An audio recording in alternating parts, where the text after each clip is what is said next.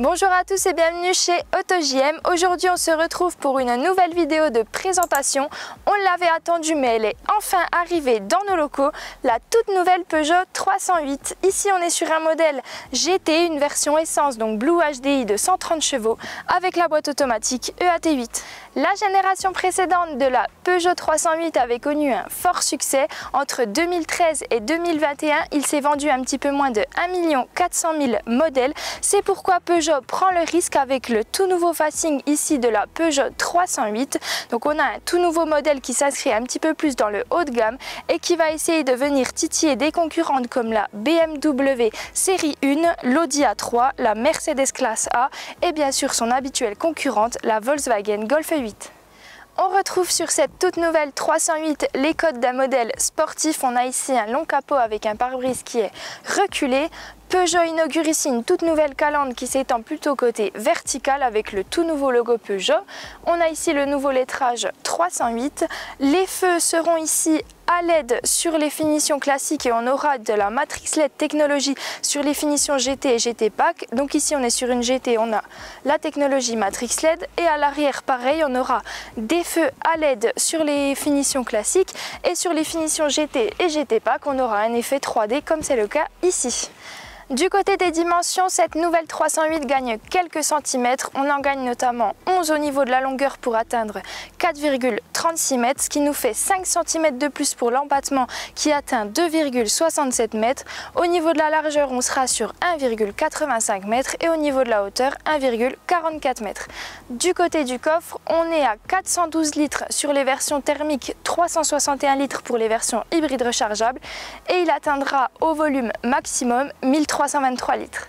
Pour cette toute nouvelle Peugeot 308, on a deux propositions essence, donc à 3 cylindres de 1,2 litres avec une version 110 et une version 130 chevaux. On aura du côté du diesel une unique proposition à 130 chevaux pour un 4 cylindres de 1,5 litres.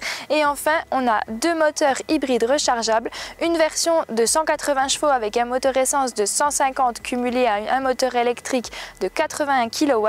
On a également une version hybride rechargeable de 225 chevaux avec un moteur essence de 180 chevaux et une version électrique de 81 kW.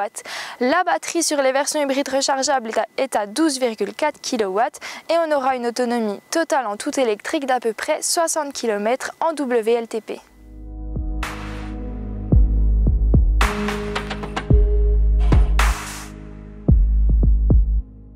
On va aller maintenant à l'intérieur de cette Peugeot 308. Je rappelle ici qu'on est sur une finition GT. On a juste derrière le volant un combiné numérique de 10 pouces qui est en iCockpit 3D sur la finition GT et GT Pack.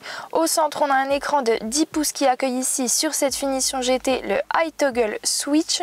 On a un tout nouveau design pour la boîte automatique EAT8, un peu plus de 34 litres de rangement au niveau de cette planche de bord, donc dans la console centrale, dans ici le petit tiroir côté passager, etc.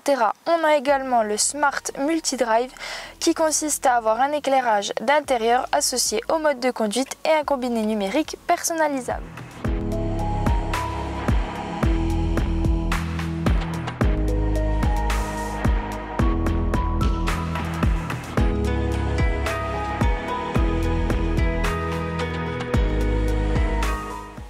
Dans cette 308 GT, une sellerie trimatière, tissu, TEP et Alcantara avec des surpiqûres vertes. Au niveau des aides à la conduite, on a deux séries, l'alerte de franchissement de ligne et bas-côté, mais également une aide au stationnement avant avec caméra de recul.